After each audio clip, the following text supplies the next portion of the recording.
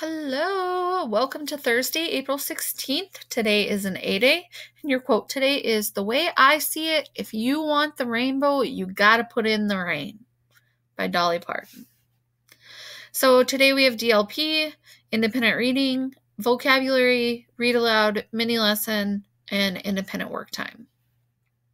Today we will be working on your counterclaim paragraph, and then tomorrow is a work day.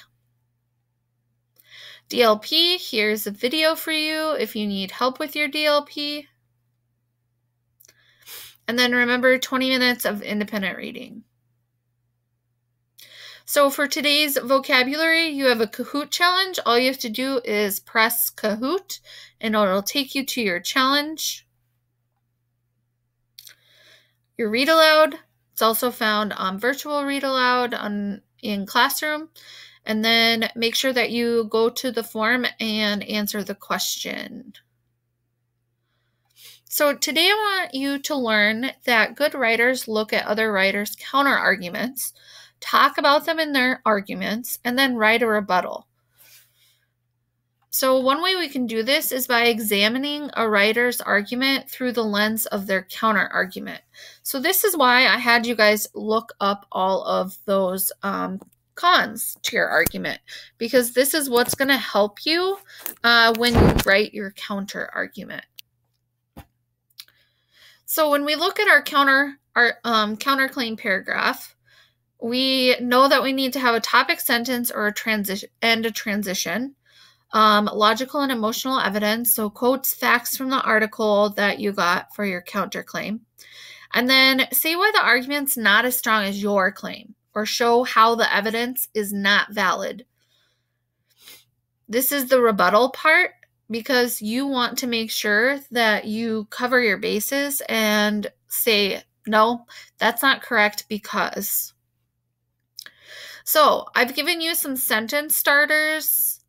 We have transitions, so beginning of paragraphs when you are putting your evidence in and then unpacking the evidence. So once you put your evidence in, you kind of have to explain it. So all of this means, and then tell me what it means. So just a resource for you as you continue writing. So things that you need to look at when you're looking at someone's counterclaim. You need to look for the writer's strong points in their counter argument. So what can you take apart? Point out how the counter argument is limited. So yeah, they can say this, but look at how the writer does not mention the counter argument in just one place. So they're going to have lots of evidence and they're going to tell different reasons why their argument is better than yours. And then look at how after the writer names the counter argument, the writer rebuts parts of it in more than one place as well. So you're not just going in there and saying, this is what they think, this is why I don't believe in it. So these are some phrases to use to acknowledge and rebuke counterclaims. So I have taken each of the phrases and I've created examples for you. So the first one is, some people disagree, saying that everyone should be able to have the right to ban books for anyone. I challenge this. I don't think it's right for one person to make a decision that not only affects them, but others as well. Another one, critics argue that libraries that carry books with inappropriate topics limit parents' ability to choose what they should be reading. Now you'll notice I used a statement from procon.org, so I made sure that I put my source. And then while it may be true that parents are limited, still, all in all, their child is only one of millions that may use that library. So you really are trying to, okay, they have a point, but, and that's where the rebuttal comes in. Okay? So for your counterclaim, the first thing on the rubric is the topic, sentence, and transition. So I used this topic sentence that I created using these phrases. And I said, critics argue that libraries that carry books with inappropriate topics limit parents' abilities to choose what their child should be reading. While it might be true that parents are limited, still, all in all, their child is only one of millions that may use that library. Then you go down to your evidence. Peter Sprigg of the Family Research Council said, removing certain books from libraries is about showing discretion and respecting the community's value. So that's my counterclaims evidence. This is why their argument isn't as strong. The evidence, however, disproves the argument that books should be banned from libraries and schools because books can give children different life experiences. And while reading it encourages students to have empathy and grow socially and emotionally. Then I put in a quote from why they should not be. Neil Gaiman stated that fiction builds empathy. You get to feel things, visit places, and worlds you would never otherwise know. So you had your argument, you tell why their evidence isn't very good, and then I just put in a quote or something that helps out my claim. Then you do another piece of evidence and why the evidence isn't strong. While it may be true that parents have the right to decide what material their children are exposed to and when, I believe that parents should have control to what their own child reads. But they should not be given the opportunity to restrict what books are available to other people. Banning books takes away people's constitutional rights. There again, there's their claim, what I think about it, okay, and why it's not strong. Then for your third one, in spite of the fact that many parents think that children should not be exposed to violence, drug use, or other inappropriate topics in school or public libraries, I believe that a majority of the frequently challenged books helps people get a better idea of the world they are living in. Then I use evidence.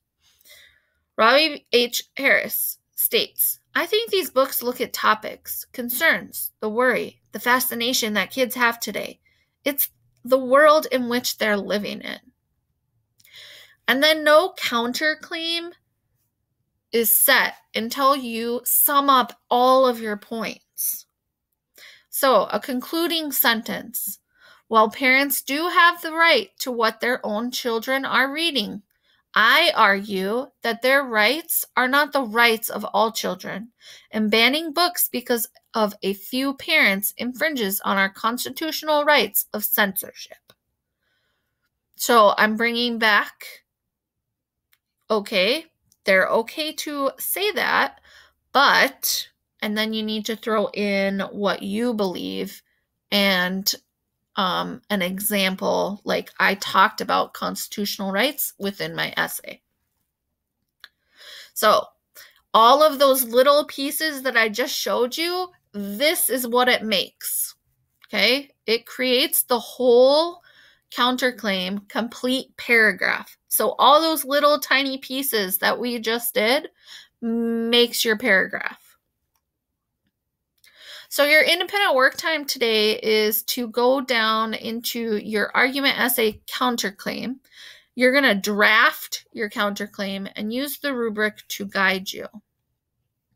So check in for essay progress. You should be done with your introduction, body paragraph number 1, body paragraph number 2, and working on your counterclaim.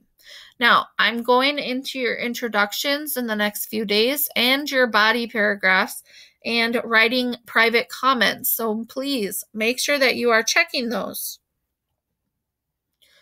Overall today, you need to complete your DLP, vocabulary practice on Kahoot, listen to the read aloud and answer the question, draft your counterclaim, and read for 20 minutes.